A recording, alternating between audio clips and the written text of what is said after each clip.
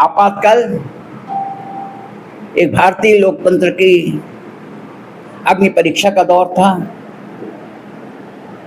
आपातकाल की वो काली गहन रातें, एक अंतहीन प्रतीक्षा कि कब लोकतंत्र का सूर्योदय उगेगा। आपातकाल कब आया? जब लोकतंत्र लोकनायक जयप्रकाश नारायण के नेतृत्व में स्थापित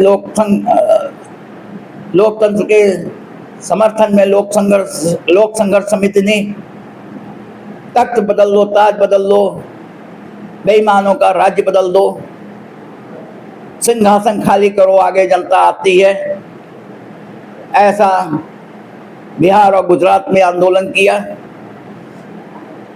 उस आंदोलन के परिणाम स्वरूप गुजरात में सत्ता परिवर्तन हुआ और बाबू भाई पटेल गुजरात के मुख्यमंत्री बन गए। बिहार में भी लोकनायक जयप्रकाश नारायण का आंदोलन चरम पर था। ललित नारायण मिश्रा जी की एक बम विस्फोट में समस्तीपुर में हत्या हो चुकी थी। श्रीमती इंदिरा गांधी ने उनके छोटे भाई जगन्नाथ मिश्र जी को बिहार का मुख्यमंत्री बना दिया और उन्हीं फरवरी माह में जगन्नाथ मिश्र जी ने पटना के गांधी मैदान में जयप्रकाश नारायण जी पर अंधाधुंध लाठीचार्ज करवा दिया। उनको बचाने में मैं नानाजी देशमुख के हाथ की हड्डी टूट गई। वो जयप्रकाश नारायण पर एक प्रकार से लेट गए, उनके हाथ की हड्डी टूट गई। शायद वो जयप्रकाश नारायण की हत्या की एक साजिश थी। उसी दौरान राजनारायण जी ने इंदिरा गांधी के रायबरेली लोकसभा चुनाव पर जो सन 71 में हुआ था उसके खिलाफ भ्रष्टाचार और निश्चित संसाधनों के प्रयोग की पिटीशन डाली थी। इलाहाबाद हाईकोर्ट में केस चल रहा था। 12 जून को जस्टिस जगमोहन लाल सिन्हा ने राजनारायण के पक्ष में अपना निर्णय दिया और श्रीमती इंदिरा गांधी का चुनाव अवैध घोषित हो गया। उनकी सदस्यता समाप्ति की कगार पर थी। पूरे देश में इंदिरा गांधी के से प्रधानमंत्री पद के इस्तीफे की मांग होने लगी। तो एक प्रकार से इंदिरा गांधी पर एक संकट आ गया था। इंदिरा गांधी की सदस्यता जा रही थी, श्रीमती इंदिरा गांधी की सदस्यता जा रही थी, तो उसके लिए उन्होंने एक लोकतंत्र पर, भारत के लोकतंत्र पर ग्रहण आपातकाल के दौरान लगा दिया। उस ग्रहण के परिणाम आम जनता के मौलिक अधिकार समाप्त, प्रेस की स्वतंत्रता का हनन, मीसा DIR के कानूनों में फंसा, प्रेस सेंसरशिप एक्ट शुरू हो गया। अखबार वाले कुछ लिख नहीं सकते, जनता की कोई अभिव्यक्ति नहीं, कोई जनता के, पूरा देश जैसे एक खुली जेल के रूप में परिवर्तित हो गया। कुछ लोग जेल के अंदर थे, जेल के अंदर बंद, कुछ जो जेल ही और जो जेल के बाहर भी थे वो भी इतने दमित थे, घुटे अनुभव कर रहे थे कि हम अपने अभिव्यक्ति को कह नहीं सकते, गलत को गलत नहीं कह सकते, सही को सही नहीं कह सकते। तो कैसा जीवन, सारी व्यक्तिगत स्वतंत्रताएं प्रतिबंधित, अभिव्यक्ति की स्वतंत्रता कैद। ऐसे समय में हमारा कुछ भूमिगत आंदोलन प्रारंभ हुआ संघ के स्वयंसेवकों ने, और उसके बाद भी एक विशेषता कि संघ के 70% प्रचारकों को उस आपातकाल में गिरफ्तार नहीं किया जा सका। ये सच्चाई है। केवल कुछ बड़े बड़े नाम थे, बाला साहब देवरस जी और ये कुछ गिरफ्तार हुए, मगर बाकी सारे संघ के प्रचारक भूमिगत रूप से आंदोलन चला रहे थे। अब ऐसे में हमारी एक सर कार्यवाही माधवराव मुले जी थे, माधवराव मुले की एक बैठक चल रही थी, उसमें भूमिगत बैठक थी।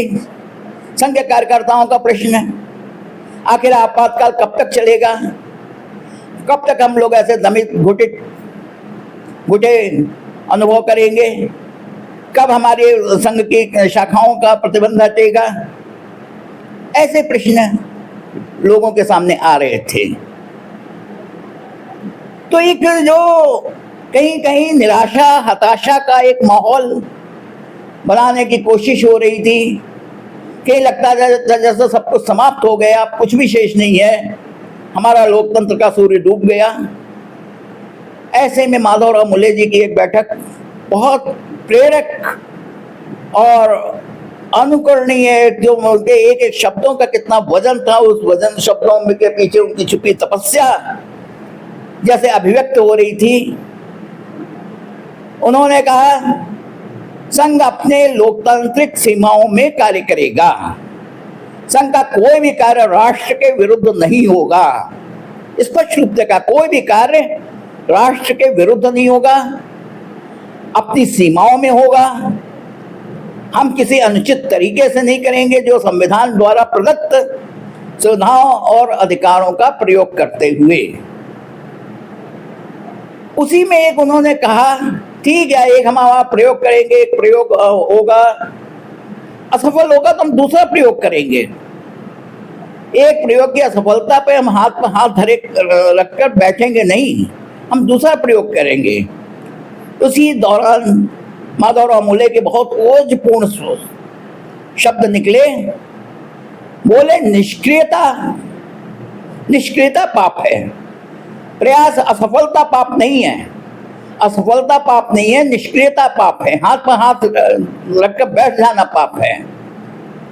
उसी दौरान उन्होंने कहा कि अगर एक पेड़ 100 कुल्हाड़ी के प्रहार में कटता है तो इसका अर्थ नहीं है, या एक पत्थर इसमें 100 उसके अटैक से टूटता है तो इसका अर्थ नहीं कि 100वें अटैक का ही, 100वें प्रहार का ही महत्व, कुल्हाड़ी के 100वें प्रहार ने पेड़ को काटा है। हर प्रहार ने पेड़ को कहीं ना कहीं कमजोर किया है। इसी प्रकार का किसी पत्थर को हथौड़े से तोड़ा जाता है, 100वें प्रहार में पत्थर टूटता है, तो ये मतलब नहीं कि एक 100वें प्रहार ही महत्वपूर्ण है जिसने हमको सफलता दिलाई है और मैं 99 प्रहार व्यर्थ हो गए। हर प्रहार ने कहीं नहीं कहीं से उस पत्थर को कमजोर किया है। तो ऐसे ही उन्होंने कहा, असफलता पाप नहीं है, निष्क्रियता पाप है, और हम संविधान सम्मत तरीके से देश के प्रति आत्मीयता रखते हुए, देश के प्रति भावनात्मक लगाव रखते हुए हम सत्ता के शीर्ष में बैठे लोगों के खिलाफ जन आंदोलन करेंगे, लोक शक्ति का जागरण करेंगे, लोक चेतना का निर्माण करेंगे और निश्चित रूप से हमको सफलता मिलेगी।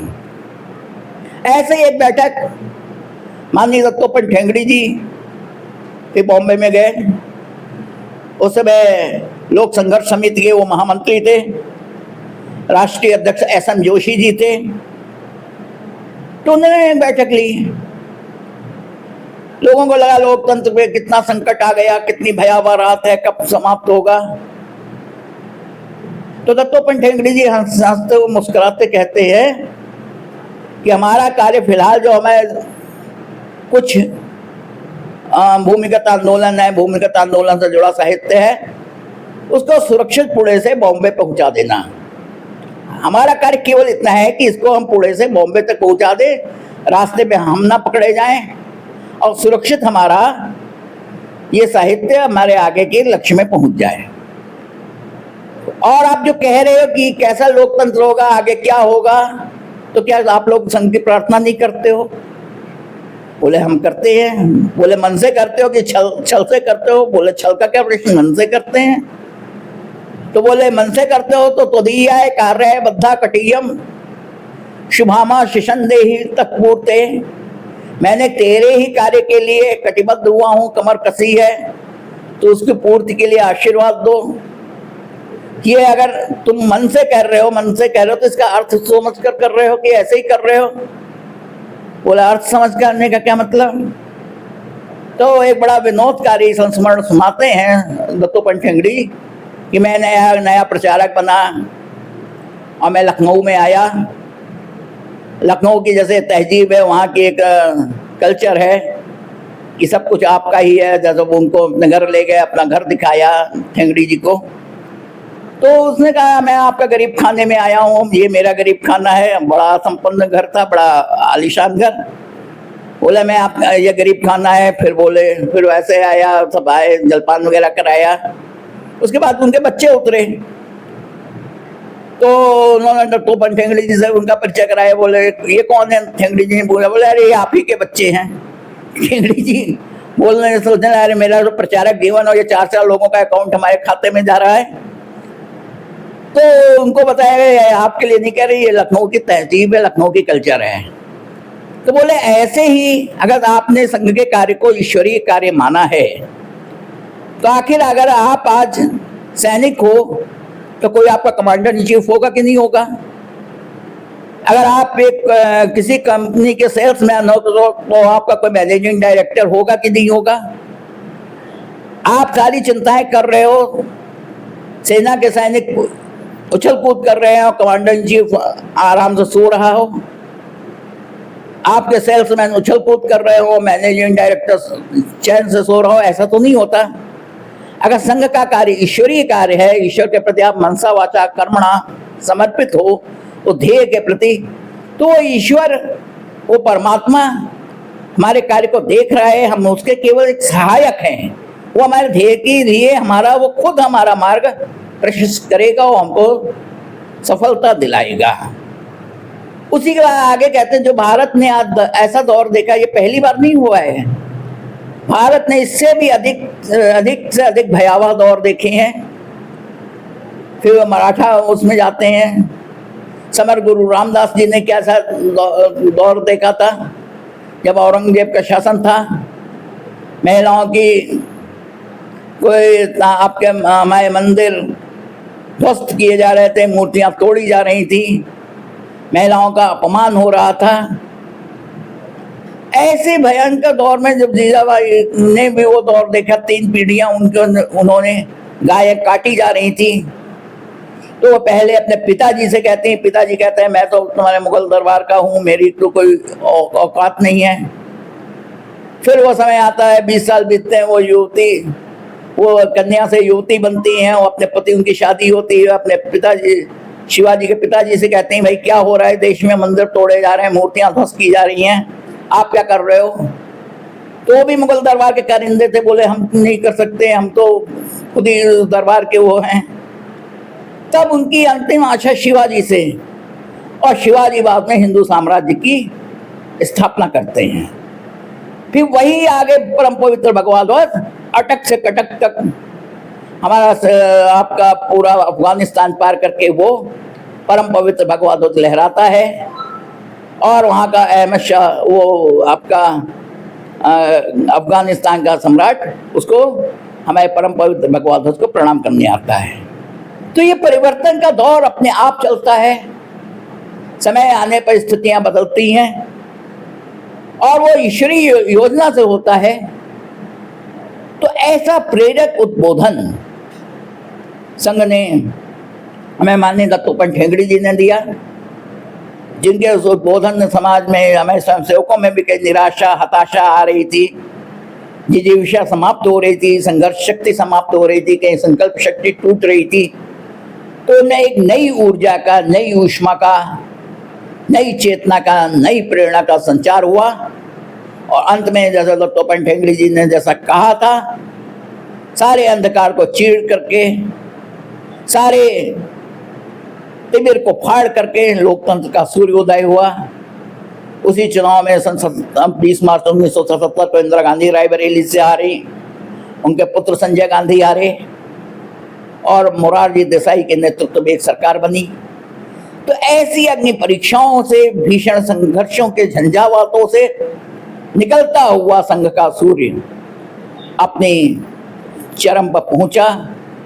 उस संघर्ष के दौर में जो शहीद हुए, जो उन्होंने अपने प्राणों की कुर्बानी दिया, बहुत सारे परिवारों ने अभावों में वो किया, वो दौर उस समय था जब हमारे यहाँ लखीमपुर के जिला कार्यवाह जी थे प्रोफेसर विजय गुप्ता जी, उनकी वो जेल में बंद, उनकी पत्नी वगैरह जेल में मिलने आती थी और उसमें 5 रुपये की पर्ची की 5 रुपये पर्ची कटवाने को होती थी तो विजय गुप्ता जी मना कर देते थे, कहते तुम 5 रुपये तुम यहाँ पे मत आना, क्योंकि उस समय उनकी तनख्वाह बंद थी, वो जेल में बंद थे, उनके लिए वो 5 रुपये भी बड़े महत्वपूर्ण थे।